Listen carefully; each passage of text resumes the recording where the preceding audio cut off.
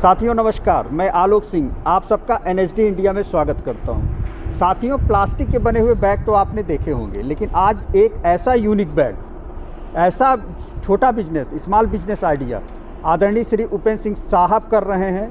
बहुत ही सफल उद्यमी हैं। हम सब चर्चा लेंगे। हमारे लिए तो बड़े ही सौभाग्य की बात है।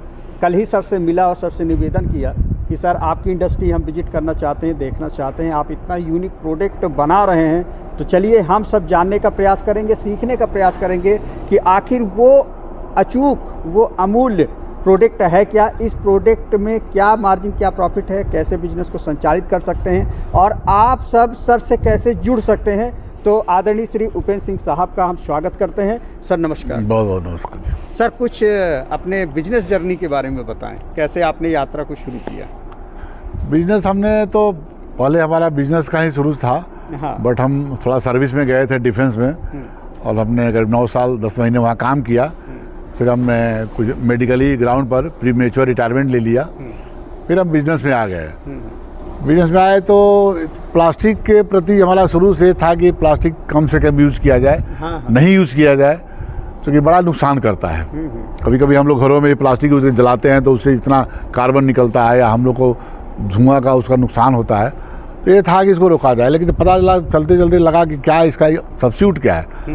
तो एक पेपर बैग है, तो चलो पेपर बैग का शुरू किया। आपने पेपर बैग बनाना शुरू किया। प्लास्टिक के? हाँ, नहीं, प्लास्टिक की जगह पर पेपर बैग। जी जी जी। तो उसमें थोड़ा ज़्यादा दिक्कत हो रहा था। फिर हमने नॉन वुवन बैग को रिसर्च किया। अच्छा जी, क्या सर? नॉन वुवन, ये कपड़ा जो आता है बेसिकली ये भी पेट्रोलियम प्रोडक्ट है। हाँ। बट ये क्या है, इसमें जो एक सर्टेन जीएसएम से ऊपर जब जाएंगे, जैसे मोटे कपड़े का बनाएंगे तो बैग का रीयूज है 2 बार, 3 बार, 4 बार, 10 बार यूज कर सकते हैं। जी।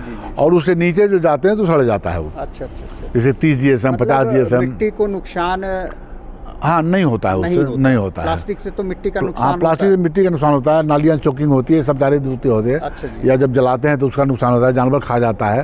बट वो सब चीज़ें इसमें नहीं है। अच्छा, ये गल जाता है। आपके दिमाग में आया कि तो मेरे दिमाग में आया, तो फिर मैंने इसको रिसर्च किया, इसके मशीन वगैरह को देखा। अच्छा। तो ये तो बेसिकली उस टाइम तो चाइनीज मशीन है, बेसिकली हमारा ताइवान से आया। बट हमने इसको अहमदाबाद से लिया और ये उस टाइम चाइना में प्रॉब्लम आ रहा था, ताइवान से मशीन आया। अब हो सकता है चाइना वाले उधर से भेजे होंगे। तो हमने फिर मशीन को यहाँ लगाया और लगाने के बाद इसको शुरू किया। फिर इसके मटेरियल, रॉ मटेरियल दिल्ली या राजकोट वगैरह से मिलता है या इधर ककड़ा मिलता है। और हमारे मध्य प्रदेश में यहाँ पर नहीं है कहीं पर इसका। तो बस यहाँ पर रॉ मटेरियल का तो दिक्कत होता है, लेकिन मार्केट यहाँ पर है। तो किसी भी इंडस्ट्री के लिए सिंह साहब ऐसा है कि 2 चीज़ है, या तो रॉ मटेरियल नज़दीक हो या तो आपका प्रोडक्ट का मार्केट नज़दीक हो। दोनों अगर दूर है तो ट्रांसपोर्टेशन को डबल होता है। जी। तो या तो मार्केट के हिसाब से आप लगाएं इंडस्ट्री, या तो रॉ मटेरियल के हिसाब से लगाएं। तो हमको मार्केट के हिसाब से हमने लगाया, क्योंकि हमारे पास यहाँ पर जगह था। तो हमने इसको यहीं पर लगाया और हमने फिर इसको बना करके और आगे मार्केट में सेल करना शुरू किया। तो अब प्लास्टिक के थैले से दुकान में है, दवाई वाले मिठाई वाले लोग हैं, ये सब लोग उसके जगह पर इसको लेना शुरू कर दिया है। और अभी ठीक ठाक जा रहा है, लोग लेते हैं। अच्छा, लोगों में भी अवेयरनेस आ गया कि नहीं। इवन पब्लिक लोग भी, गाड़ी वाले खास करके, जो अपने गाड़ी में 2-4 बैग रखे रहते हैं। क्योंकि दुकान पर गए तो दुकान वाला पूछता है कि भाई आप बैग नहीं लाए, तो 10 रुपया उनको देना पड़ता है, या 10 रुपया 5 रुपया जैसा भी उनका रहता है। तो मजबूरी है, कैसे लाएंगे, या तो प्लास्टिक में लेके आइए। प्लास्टिक बैंड हो गया है बहुत जगह, देता नहीं दुकानदार। तो अपने बैग में सामान लेके आ सकते हैं। तो जब मोटे बैग थिकनेस का होगा तो उसको आप दोबारा यूज़ कर सकते हैं। पतले का है तो एक बार में अपना यूज़ करिए उसको। अच्छा, तो इस बिजनेस में चैलेंज क्या आया, क्या समस्या आई और समस्या का आपने कैसे निदान किया? चैलेंज आता है इसका कि जो रॉ मटेरियल हम लोग लेते हैं तो हम टोटल मैन्युफैक्चरर के फेथ पर लेते हैं, क्योंकि हमारे पास उसको टेस्टिंग का कोई फैसिलिटीज़ नहीं होता है और वो कैसा क्वालिटी देता है। तो हम जब टेस्ट करते हैं 1-2 बार लेने के बाद, जब लगता है कि नहीं ठीक आ रहा है, फिर हम उससे लेना शुरू करते हैं। कभी कभी बीच में कोई प्रॉब्लम भी करता है मैन्युफैक्चरर, या जैसे भी हो, जानबूझ के अनजाने में किया उनका, हमने तो पेमेंट कर दिया उनको, बट जब रॉ मटेरियल आता है तो कुछ गड़बड़ भी आ जाता है। ठीक है, कुछ अच्छे मैन्युफैक्चरर हैं तो चेंज कर देते हैं, कुछ लोग नहीं भी करते हैं। एक बार देख लेना चाहिए। हाँ, देख लेना चाहिए किस तरह से आता है। सैंपल लोग भेजता है, बट सैंपल से पता नहीं चल पाता है हम लोग को। तो वो जहाँ से आपका रॉ मटेरियल आता है वहाँ पर आपको विजिट करना चाहिए और वहाँ पर देखना चाहिए। और प्लस उनकी जो अपने आपके जो उनके साथ जो संबंध बनता है उसके हिसाब से वो रॉ मटेरियल लें, क्योंकि रॉ मटेरियल ख़राब होने से मशीन भी ख़राब होता है। जी बिल्कुल। मशीन के जो पार्ट्स हैं वो डैमेज होते हैं। हमें सस्ता तो मिल जाता है, लेकिन सस्ता जब आता है तो उसमें बाकी जो डस्ट वगैरह आता है वो मशीन में जाता है, तो मशीन में वो सब ख़राब करता है, तो वो नुकसान होता है। इसमें सर मशीन कौन कौन सी लगती है? इसमें 3-4 तरह के है। एक तो मशीन है जो बैग बनाती है, अच्छा। उसके बाद फिर उसको डी कट कहते हैं हम लोग, हाँ। जो बीच में फिर डी कट काट देता है, तो जो कैरी बैग जिसको बोलते हैं, हाँ। तो वो डी कट हो गया। फिर डब्लू कट एक होता है जी। जो आप मान के चलेंगे, जो बनियान हम लोग पहनते हैं, गंजी पहनते हैं बनियान, जी, जी। वो डब्लू कट उसी तरह से डब्लू वर्ड लिखा रहता है, वो कटिंग करता है, जी। तो डब्लू कट होगा। खास कर परचून वाले, सब्जी वाले, इस तरह से डब्लू कट, मेडिसिन वाले डब्लू कट या होटल वगैरह में खाना पैक कर भेजते जी। हैं। कपड़े वाले हुए वो सब डी कट लेते हैं, या तो हैंडल लगाते हैं। हैंडल का एक होता है लूफ हैंडल जिसको बोलते हैं, तो एक मशीन में हैंडल लगता है, एक मशीन से डी कट होता है, एक मशीन से बॉक्स बैग बन जाता है। अच्छा। बॉक्स बैग भी बनता है, नहीं तो किसी को ज़्यादा थोड़ा अलग से हट के चाहिए तो हम उसको अलग से सिलवा के बॉक्स बैग बनवा के पट्टे काट के थोड़ा सा सिला के देते हैं। किसी को 4 इंच का साइज़ चाहिए, मशीन हो सकता है 6 इंच बनाता होगा, उनको 8 इंच का चाहिए। जो कम्बल पैक करना है उनको 12 इंच का बॉक्स चाहिए, तो फिर अलग से सिल के उनको देना पड़ता है। मतलब जब जैसे डिमांड है ऑर्डर रहा उस हिसाब से हाँ। नॉर्मल डिमांड 3 से 4 इंच का होता है तो मशीन बना देता है, उससे ज़्यादा डिमांड होता है तो उनको अलग से स्टिचिंग करके हैंडल लगा के देना पड़ता है। इसके बाद प्रिंट भी, उसके बाद प्रिंट करते हैं, प्रिंटिंग मशीन है जी, तो प्रिंट भी करते हैं। जैसे किसी का एक आध बार डिमांड आया तो मैनुअल प्रिंट होता है, रेगुलर जिनका डिमांड है उनका मशीन से होता है। मशीन से प्रिंट हो जाता है जी। तो इसमें मशीनरी कॉस्ट क्या लगभग आती है? मशीनरी कॉस्ट का सारे मशीन अगर लेते हैं तो करीब 50 के आसपास आ जाता है, 50 लाख के आसपास आएगा। अच्छा। Machinery cost 50 lakh. अगर आप मान लीजिए उसमें से खाली बनाते हैं, प्रिंट आप नहीं करते हैं, बेसिकली हैंडल नहीं लगाते हैं, तो मशीन से लगाना पड़ेगा, क्योंकि डिमांड तो लोग करता है हैंडल का। जी। तो कुछ लोग तो नहीं लेते हैं, कुछ लोग लेते भी हैं, बट मिनिमम आपको 50 लाख के आसपास अगर है तो उसमें बाकी गवर्नमेंट से बहुत सारी सुविधा मिल जाती है। आप लोग इसे इंडस्ट्री डिपार्टमेंट से प्रधानमंत्री का रोजगार का योजना है, मुख्यमंत्री योजना है, ये सब चीज़ें हैं। देखिए बिजनेसमैन को अगर ईमानदारी से बिजनेस करना चाहेगा तो गवर्नमेंट के पास बहुत स्कोप है। अब अगर आपको लगता है गवर्नमेंट के पैसे को लेके कुछ करना नहीं है तो उसके लिए तो फिर तो इंटेंशन ही गलत है।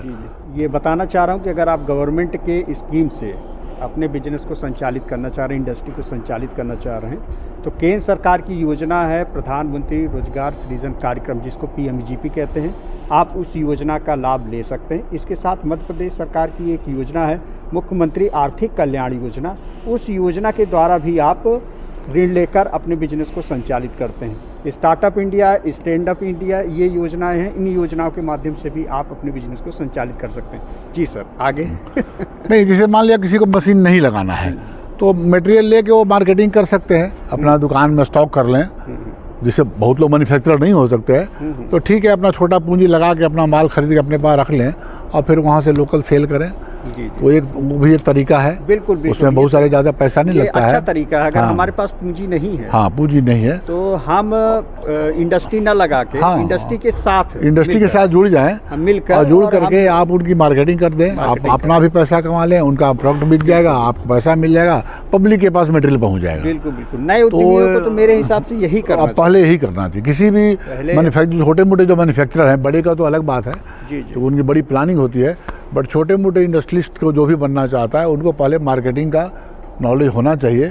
और वो मार्केटिंग का तरीका है कि जो प्रोडक्ट आप में जाना चाहते हैं, कल को बनाना चाहते हैं, तो उस प्रोडक्ट की मार्केटिंग पहले कर लें। उससे आपको पता भी चल जाएगा कहाँ जाना है, क्या प्रॉफिट है, क्या लॉस है, तो फेलियर के चांसेस कम हो जाते हैं। अच्छा सर, कितने कर्मचारियों की आवश्यकता होती है? आप इनिशियली तो कर्मचारी जितना ज़्यादा, बट मैन्युफैक्चरिंग में 3 से 4 आदमी काफ़ी है। 3 से 4 आदमी की जरूरत है। बाकी मार्केटिंग के लिए जितने लोग रखेंगे उतना ज़्यादा आपको सेल होगा। बट अगर डेली प्रोडक्शन कैपेसिटी कर्मचारियों का बढ़ा सकते हैं, या शिफ्ट की जैसा डिमांड है तो शिफ्ट रहिए, नहीं तो वही कर्मचारी फिर वो काम बनाते भी हैं, प्रिंट भी कर देते हैं, वो पूरा काम कर लेते हैं वो। अगर जगह की हम बात करते हैं इंडस्ट्री को संचालित करने के लिए, कितनी जगह की हम जगह आप समझिए कि 1000-1200 स्क्वायर मीटर एरिया चाहे तो मिल जाएगा, तो उसमें हो जाता है। 1000-1200 स्क्वायर। तो रॉ मटेरियल भी रखना होता है, प्रोडक्ट भी रखना होता है। प्रोडक्ट आज बनाए आज ही सेल हो जाएगा ऐसा नहीं है, वो तो अलग साइज़ का है, बहुत साइज़ रहता है।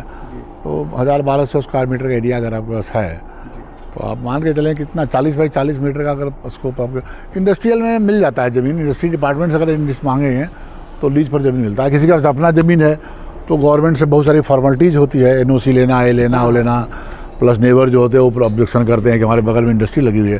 लेकिन इंडस्ट्रियल एरिया में आप जाएंगे तो ये सब सारे हिंड्रेंस नहीं रहते हैं। वो डिपार्टमेंट आपका सारा कुछ अप्रोच वगैरह देता है। मैं आगे लाइटिंग वगैरह। यही बिंदु पे बात करने वाला था कि कौन कौन से लाइसेंसों की आवश्यकता होती है। लाइसेंस बेसिकली देखिए, पर्यावरण अगर अंडर पर्यावरण है तो उसमें पर्यावरण का चाहिए, हाँ। नहीं है तो कोई दिक्कत नहीं है। पर्यावरण बाकी- का एनओसी, एनओसी चाहिए। बाकी जो अपना इंडस्ट्री डिपार्टमेंट का रजिस्ट्रेशन चाहिए, उद्यम वो- रजिस्ट्रेशन। हाँ, उद्यम रजिस्ट्रेशन वो करते हैं। जी और बाकी तो ऐसा कुछ ज़्यादा लाइसेंस में जीएसटी वगैरह आपका चाहिए, तो GST। प्रोडक्ट पर अगर जीएसटी है तो जी जी। आजकल तो वही एक लाइसेंस। एक फायर डिपार्टमेंट की एनओसी। फायर का एनओसी नहीं, अपना फायर एक्सटिंग्विशर लगा के रखते हैं हम लोग, अच्छा, बट इतना छोटे मोटे इंडस्ट्री में उतना फायर का नहीं रहता। जरूरत नहीं पड़ती। हाँ, बट हम एक्सटिंग्विशर रखते हैं लोग। अच्छा अच्छा सर, इस बिजनेस की अगर हम मार्जिन की बात करें, प्रॉफिट मार्जिन, वैसे तो मैं जानता हूँ कि स्पष्टता कहीं नहीं है, लेकिन एक अनुमान अगर हम बात करें कि नहीं, इस ठीक बिजनेस है, में आप- लाभ कैसा है, किस तरह लाभ ठीक ठाक, से? लाभ ठीक वो तो आप पर डिपेंड करता है आप कितना। देखिए बिजनेस में क्या होता है, जो मेरा अपना सोच है, हाँ लेस प्रॉफिट मोर सेल। जी वैल्यू के साथ वॉल्यूम का एडिशन होना चाहिए, यही आपका वैल्यू एडिशन है। जी जी। अगर आप वॉल्यूम बढ़ा दिए हाँ और उसमें वैल्यू नहीं है तो अभी दिक्कत है, और वैल्यू बढ़ा दिया और वॉल्यूम नहीं बढ़ा तो अभी दिक्कत है। जी। तो वैल्यू के साथ वॉल्यूम का एडिशन हो, वो आपका वैल्यू एडिशन है। अच्छा जी जी। आप अगर मान लो 10 रुपये का मार्जिन रखते हैं और 1000 रुपया रोज़ बेचते हैं, और 100 रुपये का मार्जिन रखते हैं और 1 रुपया रोज़ बेचते हैं, तो क्या हाँ। फ़र्क पड़ता है? तो वो तो डिपेंड करता है कैसे करते हैं। तो बिजनेस का बेसिक जो हम लोग के नॉलेज में है, बाकी और लोग तो बेटर और बता देंगे, जी जी। बट हम यही चाहते हैं कि लेस प्रॉफिट मोर सेल का कंसेप्ट होना चाहिए। प्रॉफिट भले कम हो लेकिन सेल अगर ज़्यादा हो तो मार्जिन मिल जाता है। जी।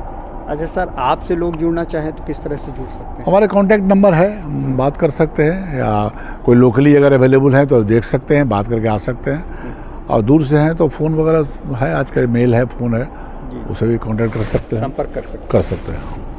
मैं ये बताना चाह रहा हूँ, डिस्क्रिप्शन में सर का नंबर है। अगर आप डिस्ट्रीब्यूटरशिप लेना चाह रहे हो कि होलसेल में हम काम करना चाह रहे हैं, क्योंकि इंडस्ट्री है, होलसेल में काम आप कर सकते हैं, तो होलसेल का भी काम करना चाह रहे हैं तो डिस्क्रिप्शन में दिए हुए नंबर से सर से आप संपर्क कर सकते हैं। इसके साथ कुछ और भी सुझाव सर से लेना हो, क्योंकि सर के पास काफ़ी अनुभव है और उस अनुभव को आप चाह रहे हैं कि हमें भी मिले, तो भी आप सर से संपर्क कर सकते हैं। आशा करता हूं कि दी हुई जानकारी आपको अच्छी लगी होगी। अच्छी लगी हो तो चैनल को लाइक करें, सब्सक्राइब करें। आदरणीय सर को मैं बहुत बहुत धन्यवाद देता हूं कि धन्यवाद आपने आपका अपना भी। कीमती समय हमें दिया। दर्शकों, आप सबको भी धन्यवाद। जनमानस की भलाई के लिए आप काम करते रहे ऐसे ही, लोगों को भला हो। ठीक ठीक ठीक, धन्यवाद, नमस्कार सर।